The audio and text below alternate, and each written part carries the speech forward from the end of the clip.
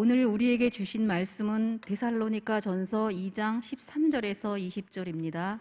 저와 여러분이 한 절씩 교독하시고 마지막 절은 다 함께 합독하시겠습니다. 데살로니가 전서 2장 13절에서 20절입니다. 이러므로 우리가 하나님께 끊임없이 감사함은 너희가 우리에게 들은 바 하나님의 말씀을 받을 때에 사람의 말로 받지 아니하고 하나님의 말씀으로 받음이니 진실로 그러하도다.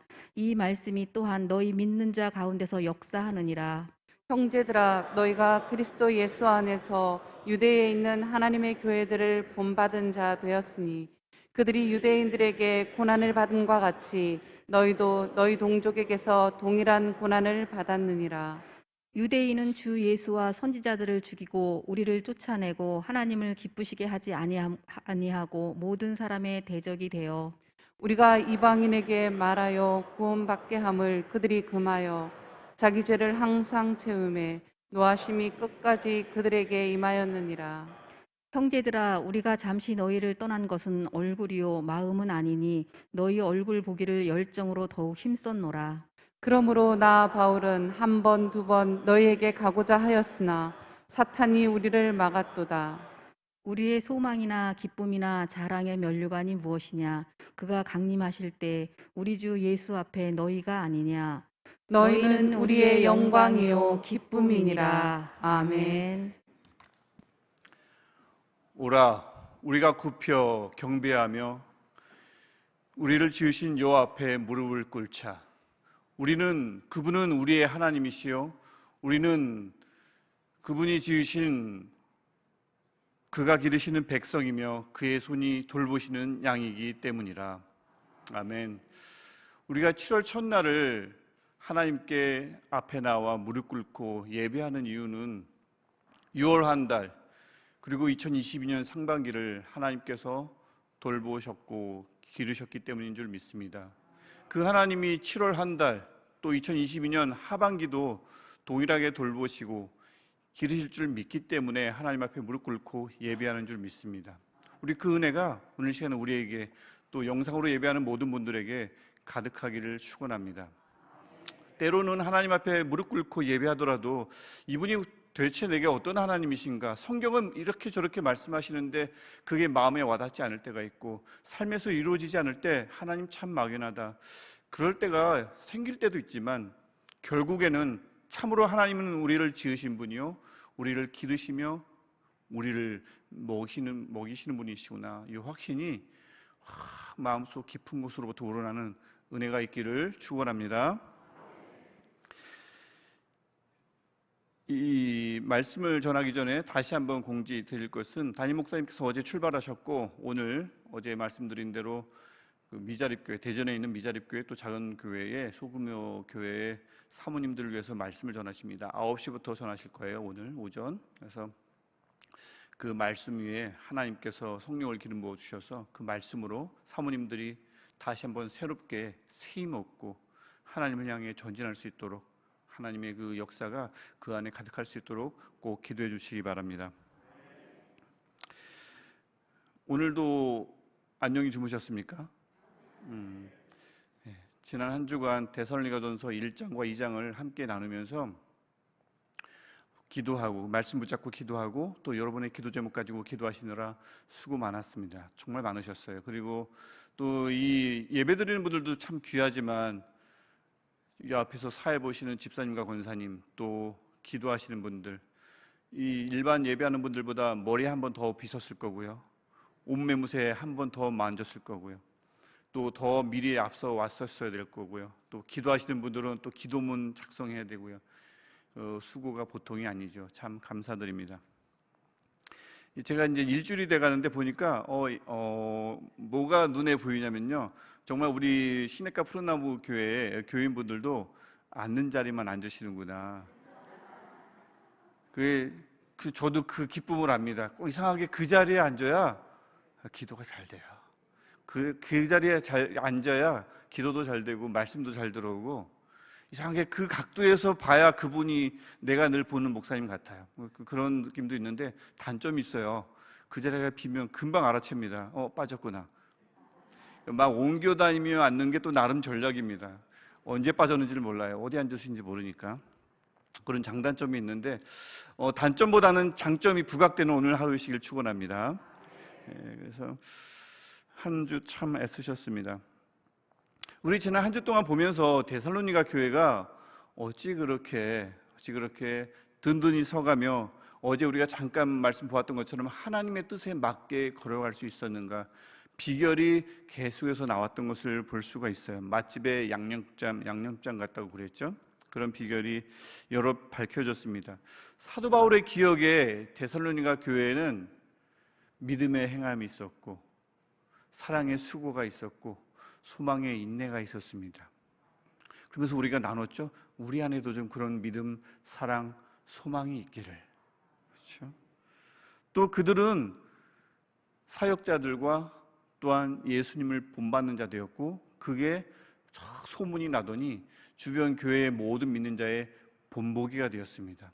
우리가 그것 나누면서 우리도 또 나눴죠. 우리도 좀 그런 본보기가 되기를.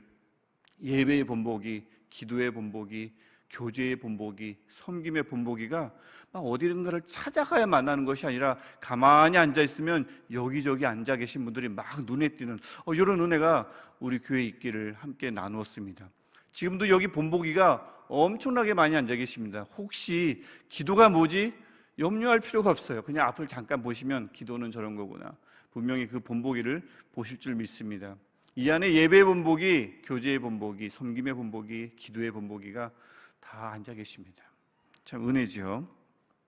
또 사도 바울은 이 수요일 날 나눈 본문인데 가만히 보니 내가 전한 복음은 아무리 봐도 하나님의 순수한 복음임을 그들에게 알렸습니다. 확신이 있었습니다. 하나님이 주신 복음, 하나님에 관한 복음, 또 그 복음을 하나님이 주시는 힘을 힘입어서 전했음을 확신했습니다. 그 말은 뭡니까? 데살로니가 교회 안에 순수한 복음이 자리했다는 거죠. 그 복음이 데살로니가 교회만 있으면 안 되겠죠. 그 순수한 복음이 우리 마음속에, 또 각 구역원들이 말씀 나눌 때 그 구역 안에 늘 순수한 복음이 거해야겠죠. 그리고 사람들이, 구역원들이, 교인들이 이런 확신을 가졌으면 좋겠습니다. 주님, 막 죄인입니다. 이것도 좋지만 주님, 저는 오늘 주님이 인정하시는 사람입니다. 저는 오늘 주님이 믿고 맡겨주시는 사람입니다. 저는 오늘 주님을 기쁘시게 할 수 있는 사람입니다. 이런 은혜가 있기를 우리가 나눴죠. 그렇죠? 하나님 앞에 겸손한 마음으로 죄인의 모습으로 나가는 것 아름답습니다. 하지만 맨날 그렇게 나가면 좀 답답하다, 좀 아쉽다, 제가 지난번에 말씀드렸죠. 그런 모습도, 겸손한 모습으로 나가는 것도 좋지만 맨날 죽겠어요 하는 것보다는 때로는 오늘 자신이 있습니다. 오늘 내가 하루 종일 하나님을 기쁘시게 할 거예요. 내가 오늘 하나님의 인정을 받겠습니다. 이거 얼마나 하나님이 기뻐하시겠습니까? 오늘 그런 하루 사시기를 바라고요. 오늘도 우리가 어제 또 나눴던 말씀이 이겁니다. 우리 마음 안에 사람의 인정에 갈구하는 마음이 좀 없기를. 그렇죠? 교회 사람을 향한 사람의 갈채에 목마르지 않기를. 또 어머니의 유순함, 일꾼의 성실함, 아버지의 너른 품이 우리 안에 있기를 우리가 함께 나눴습니다. 어제 나눈 말씀이죠. 그 마음이 우리 안에 가득해서 누군가 어머니의 마음이 필요할 때 가서 어머니로서 다독거려 주시고, 누군가 아버지의 마음이 필요할 때 아버지로 다독거려 주시고, 누군가 구역 안에 일꾼의 성실함이 필요할 때 그 일꾼이 되어 주셔서 그 구역을 이끌어 주시고, 누군가 너무 사람의 인정을 갈구함으로 실패하거나 실망하거나 좌절하거나 원망스러워할 때 그거 아니라고, 우리는 하나님의 영광 구하는 사람이라고 조언해 줄 수 있는 저와 여러분 되시기를 간절히 축원합니다. 그게 이번 한 주간 동안 우리가 어제까지 보았던 데살로니가 말씀의 핵심입니다. 그렇게 우리가 물들어가고 있는 거지요. 그 말씀이 우리 안에 계속 스며들고 있는 줄 믿습니다.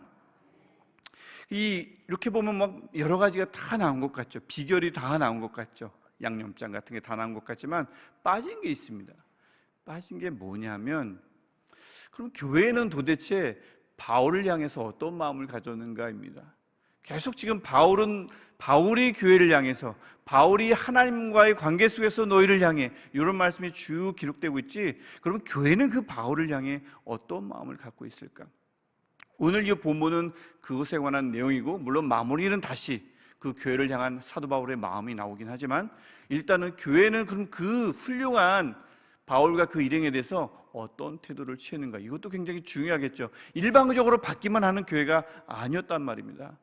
주기도 했단 말입니다. 사도 바울에게 그 짧은 순간에 사도 바울에게 기억에 뇌리에 깊이 남을 만한 것들을 사도 바울에게 주었단 말이죠. 그게 뭐냐면, 그래서 그 뭔지 사도 바울이 오늘 이 본문을 보면 13절을 보면 우리가 하나님께 끊임없이 감사한다라고 이야기를 합니다. 1장 2절에서도 감사한다고 하더니 또 감사한다고 그래요. 사도 바울이 감사할 수도 있죠. 2번 감사할 수도 있죠. 하지만 굉장히 이례적인 겁니다. 사도 바울은 편지를 쓸 때요, 앞에 한번 감사합니다 썼으면 다시 감사한다는 말이 이렇게 빨리 나오질 않아요. 나중에 한참 뭐 이야기하다가 중간쯤에야 몇 장 넘어가면 거기서 또 이런 부분이 감사하다라고 이야기를 하지, 1장에서 감사했는데 2장에서 또 감사하다고요? 이런 일이 거의 없습니다. 이게 뭐냐면, 예배드리러 올 때 우리 감사헌금 내지 않습니까? 감사헌금 딱 냈는데 탁 앉아서 기도하다가 하더니 다시 가가지고 감사헌금 또 내는 격입니다. 그리고 또 앉아있다가 봉헌위원 이렇게 앞으로 딱 헌금 가지고 이렇게 가지고 올라오시죠? 잠깐만요. 감사헌금 또 내는 격인 거죠. 이게 굉장히 이례적인 거예요. 사도 바울이 감사를 이렇게 짧은 순간에 2번 반복하지 않습니다. 그만큼 지금 사도 바울이 뭔가 감사하고 싶은 내용이 있다는 얘기겠죠. 그 감사하는 내용이 뭐냐면, 그 교회가 1절에 13절에 나오죠. 뭐라고 합니까? 사도 바울이 전한 복음을 정말 하나님의 복음으로 받아들인 겁니다. 하나님의 말씀으로 받아준 거예요.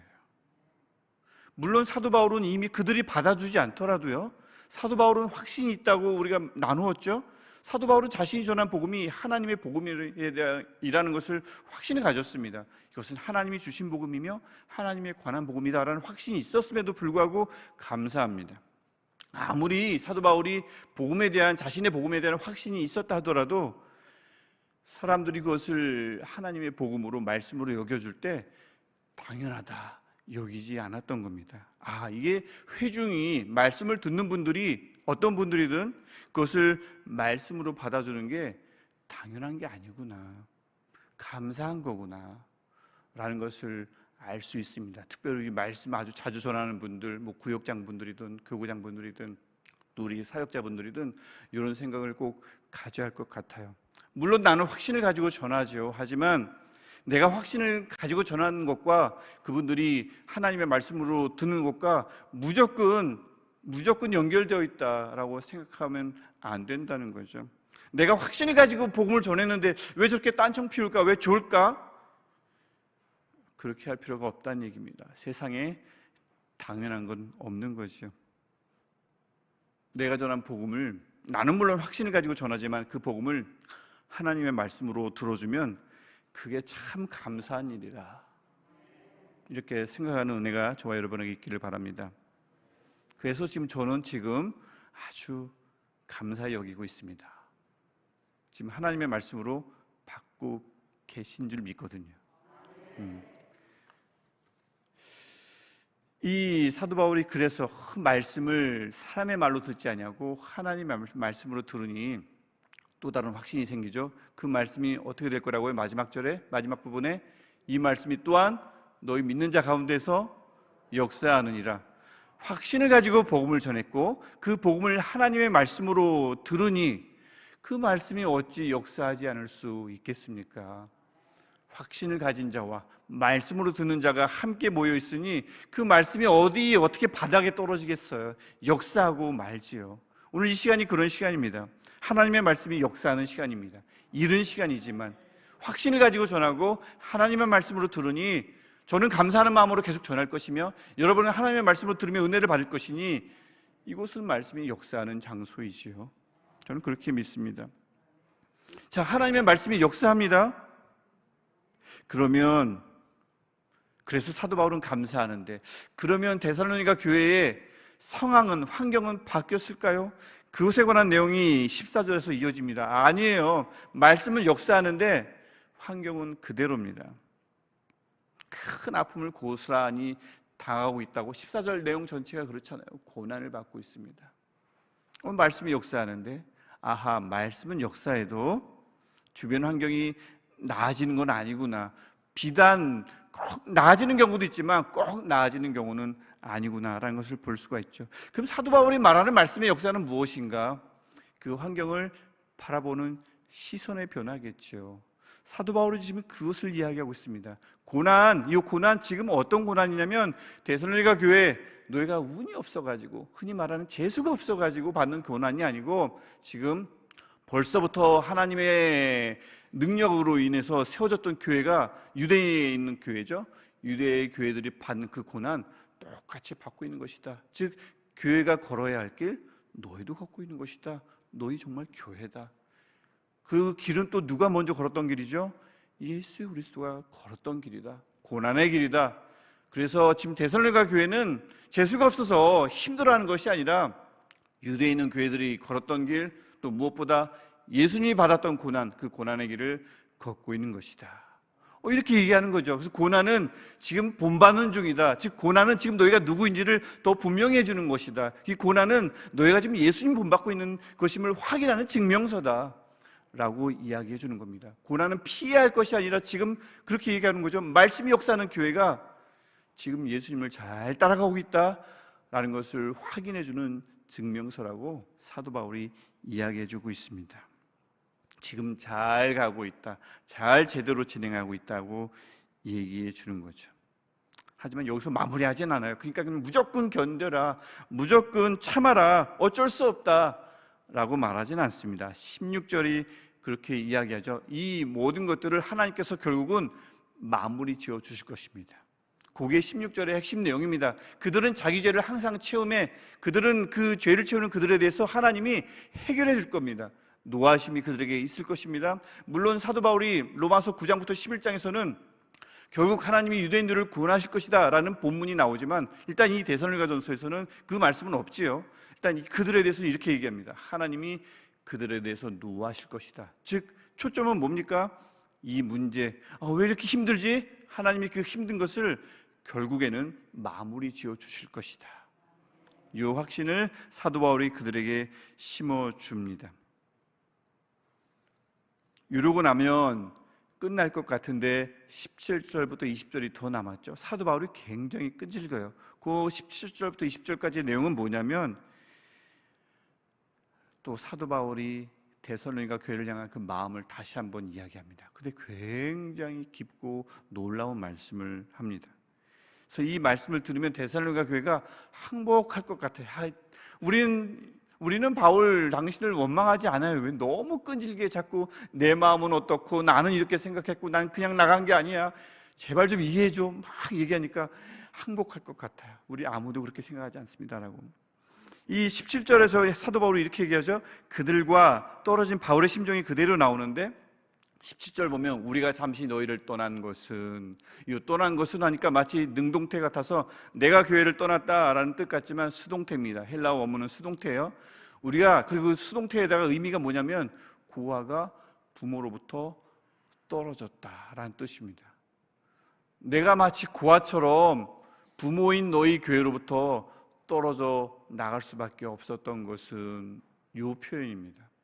내 발로 나간 것도 아니고 지금 두 가지 의미가 더 있겠죠. 그래서 내가 내 발로 의도해서 나간 것도 아니며 또 다른 의미는 지금 정말 떨어져서 힘든 건 나다. 고아인 나다. 정말 보고 싶은 건 엄마 아빠를 보고 싶은 나다. 물론 부모님도 보고 싶어 하죠. 고아를 보고 싶어 하겠지만 사실 떨어져 나갔지 않습니까? 고아가 늘 아빠 엄마를 그리워하죠.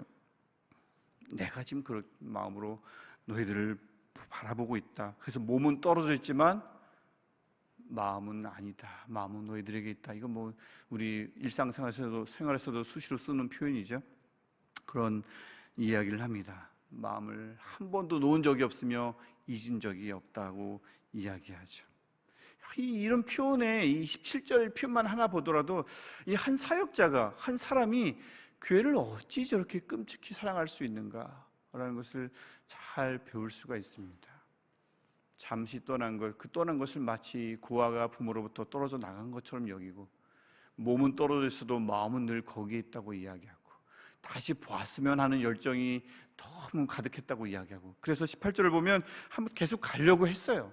얼마나 마음이 안 됐어요. 다시 한번 데살로니가 교회로 올라가려고 했는데 사탄이 막았다고 합니다. 사탄이 왜 막았는지 이유는 분명하지 않으며 어떻게 막았는지도 분명하진 않아요.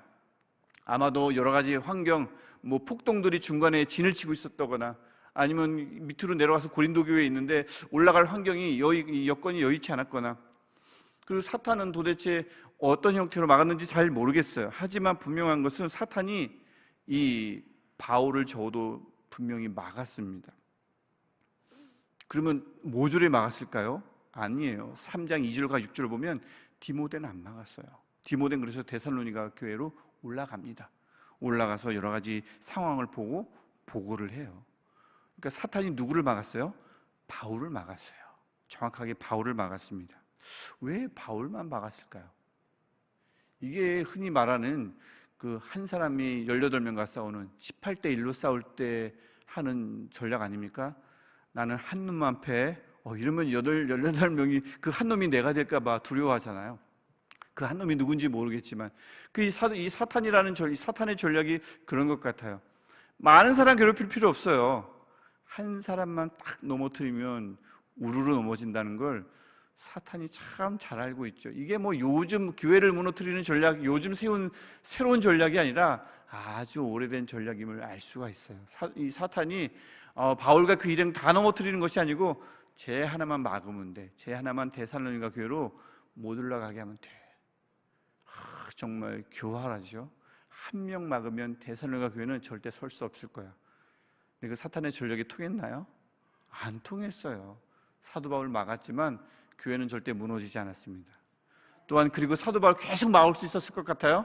아니요. 사도행전 20장 가면 사도 바울이 데살로니가를 방문합니다. 아무리 막아도 안 돼요. 하나님이 뜻이 있으면 사탄이 막아도 가는 겁니다. 그게 바로 여기에 담겨 있죠. 사탄은 졌습니다. 역시 패배한 존재가 맞습니다. 아무리 막아봐야 방해해봐야 소용없는 것이 사탄이죠. 혹시 그 사탄이 우리 교회에 틈타려고 해도 잠깐 틈탈 수는 있겠죠? 이길 수 없습니다. 막을 수 없습니다. 방해할 수 없습니다. 데살로니가 교회가 든든히 서 있듯 우리 시내가 푸른나무 교회도 계속해서 든든히 서갈 줄 믿습니다. 사도 바울이 이렇게 쭉 변호를 마무리하고 그들을 보고 싶어하는 마음, 고아와 같은 마음을 전달하고 나서는 마지막으로 19절과 20절에서 아주 독특한 말씀을 합니다. 이 19절과 20절은 우리가 다시 한 번만 읽어볼 필요가 있겠습니다. 우리 함께 읽겠습니다. 우리의 소망이나 기쁨이나 자랑의 면류관이 무엇이냐? 그가 강림하실 때 우리 주 예수 앞에 너희가 아니냐? 너희는 우리의 영광이요 기쁨이니라. 아멘. 아멘. 이 교회를 향해서 소망이요, 기쁨 2번 나오죠. 기쁨이요, 영광이라 라고 이야기합니다. 그리고 바울이 특별히 뭐라고 얘기하죠? 자랑의 면류관이다 라고 이야기합니다. 사실 이게 자랑의 면류관이라는 말에 소망, 기쁨, 영광의 의미가 다 담겨 있습니다. 왜 교회를 향해서 저렇게 소망이다, 기쁨이다, 영광이다 얘기하는가? 왜냐하면 그들은 사도 바울의 마음에 자랑의 면류관이기 때문에 그렇죠. 이 면류관이 뭐냐면요, 경주에서 이기면 받는 그 메달 같은 거예요. 1세기에 그런 메달과 같은 것인데 아주 큰 자랑거리죠. 1세기도 그랬고 지금도 마찬가지죠. 운동선수들 왜 메달 받으면 장식장 하나 만들어놔가지고 조명 탁 만들어서 쫙 비치해 놓잖아요. 누구 오면 조명 탁 켜고 보여주잖아요. 늘 자랑거리지 않습니까? 1세기도 마찬가지죠. 면류관을 받으면 잘 말려가지고 보관을 잘 했다는 기록들이 남아있어요. 근데 사도 바울은 그 자랑거리를 어떤 메달이다, 면류관이다, 나무로 만든 면류관이다 라고 얘기하지 않고 사람이라 얘기합니다. 그것도 그 면류관이 언제 자랑의 면류관이 되느냐? 19절에 보니까 언제죠? 그가 강림하실 때. 그가 누구예요? 예수님이. 강림이 뭡니까? 다시 오실 때지요. 다시 오실 때. 예수님이 다시 오실 때 그 예수님 앞에 소망과 기쁨과 영광이 되는 그 교회가 자랑스러운 면류관이다 라고 이야기합니다. 예수님이 다시 오실 때 우리가 가지고 있는 건 어떻게 될까요? 한번 이걸 생각해 보고 싶어요. 우리 몸은 물론 호련히 변하겠죠. 신령한 몸으로 변할 겁니다. 하지만 그 몸 말고 우리가 가지고 있는 것은 어떻게 될까요? 그때 마치 사람들도 어느 정도는 알고 있는 것 같아요. 일반 사람들, 하나님을 모르는 사람들도 왜 올 때도 그냥 왔지만 갈 때도 그냥 가지. 올 때도 빈손으로 왔지만 갈 때로 빈손으로 가지. 빈손으로 왔다가 빈손으로 가는 게 세상살이 아니냐. 뭐 이런 말들을 하나님을 알든 모르든 대부분 합니다. 맞죠? 죽을 때 죽고 나면 우리가 뭐 뭘 싸들고 뭐 가는 건 아니지 않습니까? 아파트 가지고 가겠습니까? 통장 가지고 갈 수 있겠습니까? 저 담임 목사님이 수시로 말씀하신 적도 있지만 부모님과 같이 갈 수 있겠습니까? 친구와 같이 갈 수 있겠습니까? 아니죠. 다 두고 갑니다. 그럼 예수님 다시 오실 때도 그렇겠지 싶어요. 살던 곳, 내가 가지고 있던 것, 내가 정말 아꼈던 것 다 무슨 소용이 있겠어요? 싶은데 제가 가만히 생각해 보니 예수님 오실 때는 우리가 보통 말하는 세상을 떠날 때와는 좀 다른 게 있을 것이다. 빈손으로 왔는지 몰라도 절대 빈손으로 가진 않을 것이다. 세상이 틀렸다라는 생각이 듭니다. 올 때는 빈손으로 왔는지 몰라도 예수님 다시 오시면 그 앞에 절대 빈손으로 나가지 않을 것이다. 이런 확신이 듭니다. 예수님 오시면요, 그 앞에 뭔가 자랑거리 하나 내놔야 합니다. 자랑거리. 아파트 내놓으시겠습니까? 예수님 다시 오셨군요. 정말 많이 기다렸어요. 아파트 2채 만들어놨습니다. 예수님 다시 오셨군요. 통장 가득한, 잔액이 더 가득한 통장 만들어놨습니다. 예수님 다시 오셨군요. 제가 제 아들, 딸 잘 키워가지고 떵떵거리며 살게 했습니다. 주님, 제 아들이 여기 있습니다. 제 딸이 여기 있습니다.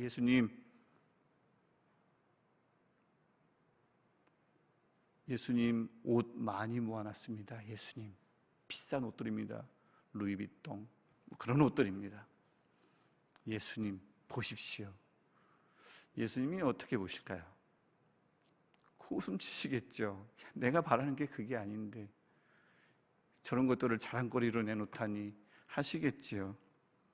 그게 무슨 의미가 있겠습니까? 그게 무슨 자랑거리가 되겠습니까? 예수님께 뭘 꺼내 보여드릴까요? 하트요? 예수님 그동안 사랑했습니다. 하트. 예수님이 대견하다 생각하실까요? 본문은 말합니다. 예수님께서 다시 오실 때 자랑스럽게 내밀 것은 사람입니다. 어떤 사람이요? 내가 인도한 사람, 내가 하나님을 만나게 한 사람, 내가 하나님의 새 생명을 소개한 사람. 내 안에 쌓인 경험도 아닙니다. 내가 그동안 누적해온 고매한 인격도 아닙니다. 성공한 자녀도 아닙니다. 잘생긴 손주들도 아닙니다. 귀하죠, 보배롭죠. 하지만 아닙니다. 그 마지막 때에 주님 앞에서 하나도 자랑거리가 될 수가 없습니다. 아쉽지만 그렇습니다. 예수님이 다시 오실 때 우리가 자랑거리로 내밀 것은 교회뿐입니다. 여러분, 내게 맡겨진 귀한 영혼들입니다. 행함 있는 믿음으로, 사랑의 수고로, 소망의 인내로 열심히 양육한 내 양들입니다. 내가 열심히 언변은 좀 약해도 뜨거운 마음으로 복음 전해서 예수님 만나게 한 바로 그 영혼들입니다. 도무지 예수 앞에 돌아오지 않지만 내가 오늘도 기도할 텐데 내가 끊임없이 기도할 그 기도 대상자들, 그 대상자들입니다. 그들이 다시 오실 예수님 앞에 자랑스럽게 내밀 수 있는 우리의 자랑의 멸류관들입니다. 그럴 때 20절이 말하듯 교회를 향해, 그들을 향해 우리의 영광이요 기쁨이니라 말할 수 있는 것입니다. 그냥 막연히 영광 기쁨이 아니라 너희들은 말이지 예수님 오시면 당장 내가 보여줄 거야, 보여드릴 거야. 자랑스럽거든. 예수님도 자랑스러워하실 거거든. 그럴 때, 그런 마음이 있을 때 교회를 향해서 영광이요 기쁨이요 하는 겁니다. 이 영광이 또 사람과 연결시킬 때 보통 영광이 독사, 헬라어로 독사인데 영광이 사람과 연관시키면 자랑스러운 것이란 또 뜻이 되기도 합니다. 다 연관이 되어 있는 거죠. 바로 그런 겁니다. 사도 바울이 이렇게 데살로니가 교회를 이렇게 얘기를 하니 데살로니가 교회가 얼마나 마음이 든든하겠어요. 도망간 게 아니구나. 저 사람 저 죽어서 예수님 앞에 서면 우리를 자랑의 멸관으로 내밀 사람이구나. 교회가 어찌 사도 바울에 대해서 의심할 수 있겠습니까? 다른 거 다 내버려두고 우리를 자랑의 멸관이라고 한다는데 어찌 사도 바울을 데살로니가 교회가 사랑하지 않을 수 있겠습니까? 사도 바울을 품겠죠, 안겠죠, 더욱 사랑하겠죠.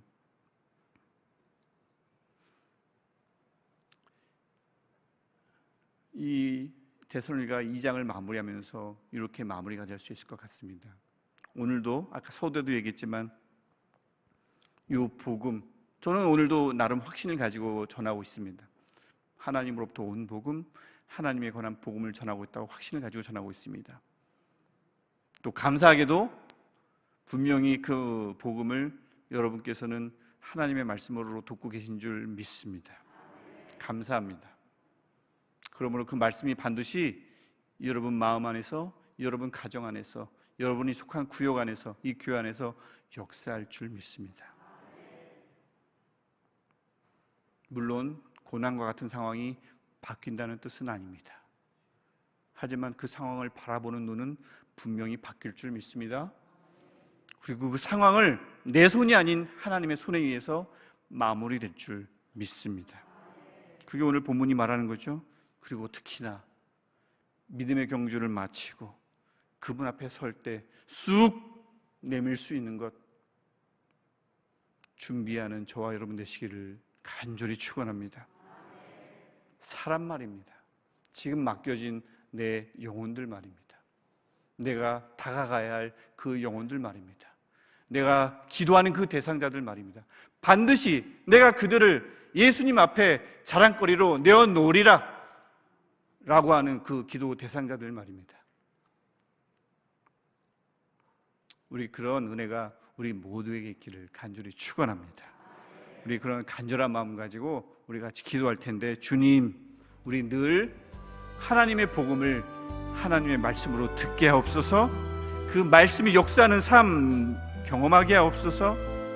하나님이 완성하실 것이다, 하나님이 해결하실 것이다 라는 확신 사그러들지 않게 하옵소서. 무엇보다 예수님 오시면 그분 앞에 내밀 수 있는 자랑거리 준비하게 하옵소서. 우리 두 손 들고 간절한 마음으로 하나님을, 예수 주님을 3번 부르고 함께 기도하겠습니다. 주여, 주여.